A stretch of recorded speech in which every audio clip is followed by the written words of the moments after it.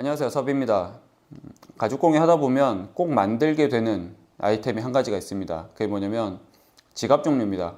뭐 카드 지갑, 반지갑, 장지갑, 뭐 중지갑, 그리고 제가 지금 말씀드린 이 아이템들로 구분되지 않는 그런 다양한 형태로 지갑들을 만들게 되는데, 물론 요즘은 모바일페이의 그 비중이 점점 늘어나고 있는 추세죠. 그래서 이런 아날로그 아이템들의 설 자리가 조금씩 입지가 줄어드는 게 사실이긴 합니다. 하지만 그럼에도 불구하고 한 10년, 15년은 그래도 어느 정도는 쓰고 있지 않을까라는 생각을 합니다.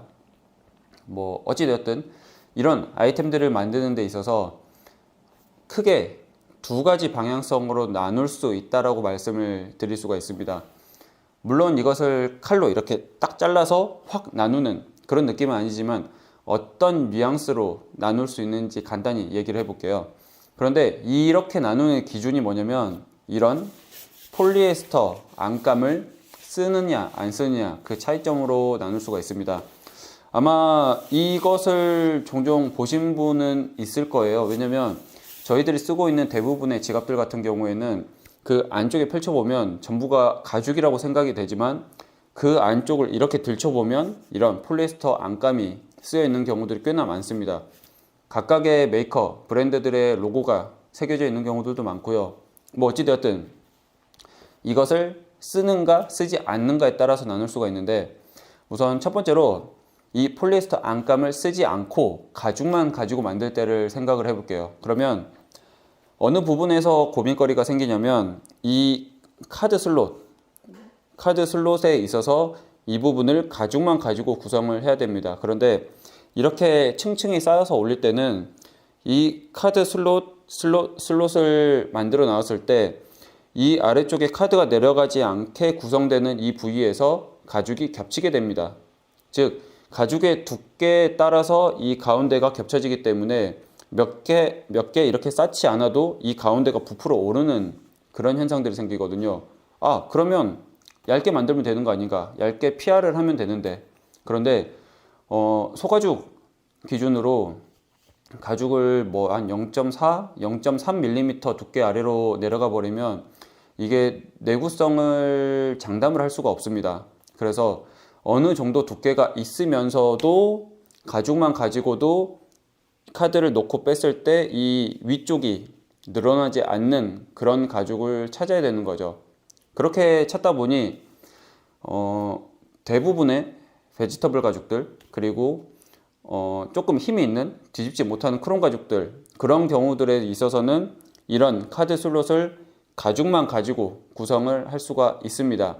어느 정도 두께를 주면서도 어느 정도 두께를 조금 얇게 하면서도 가죽만 가지고도 이렇게 힘을 잡아줄 수가 있다라는 거죠.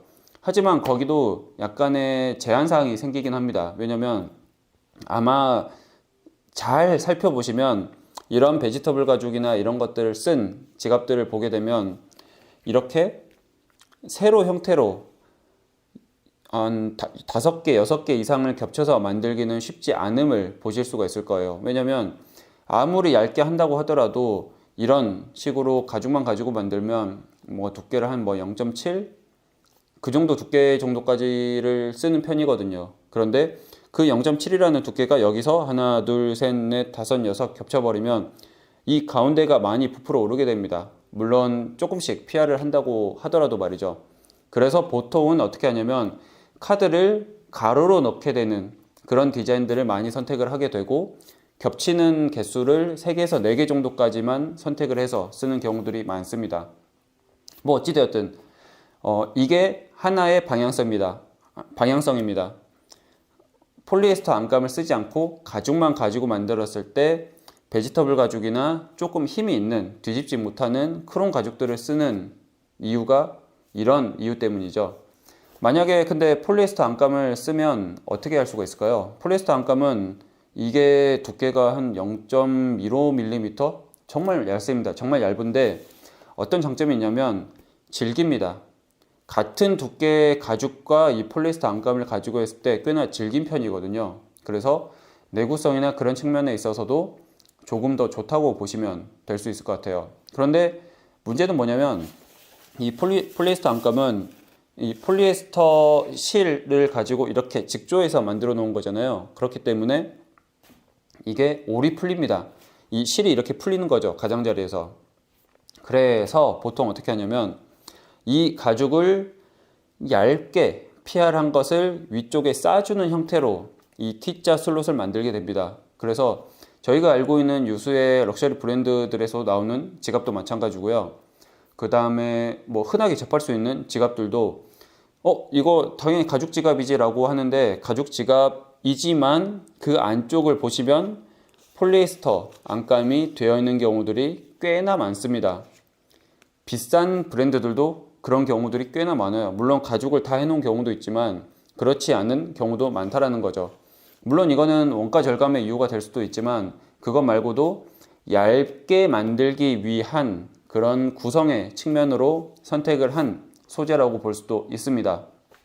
뭐 어찌됐든 그래서 보통 이 폴리에스터 안감을 쓰면 이 T자 슬롯에 있어서 올이 풀리지 않게 접어서 마무리를 하는 방식을 많이 택하게 되고 접었을 때 이 두께감이 그렇게 크게 차이가 나지 않으려면 얇게 PR하고 접어도 괜찮을 정도로 쓴다라는 거죠.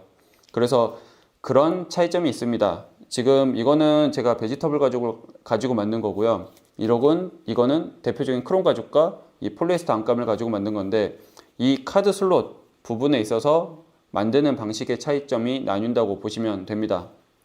그래서 제가 이번에 말씀드리는 내용은 어찌 보면 아까 말씀드린 것처럼 이렇게 딱 절반을 나눠서 가르는 것처럼 이거 아니면 이거다.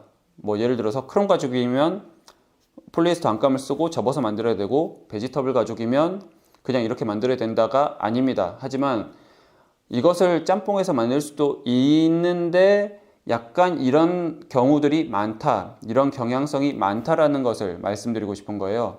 그래서 이거를 알고 계시면 조금 더 이해 편하실 것 같고요.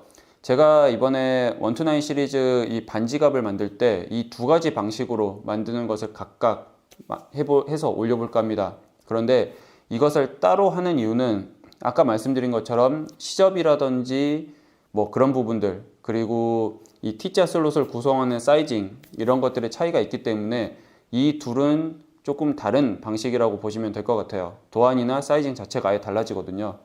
그래서 여기에 대해서 한번 준비해서 영상을 올려보겠습니다. 감사합니다.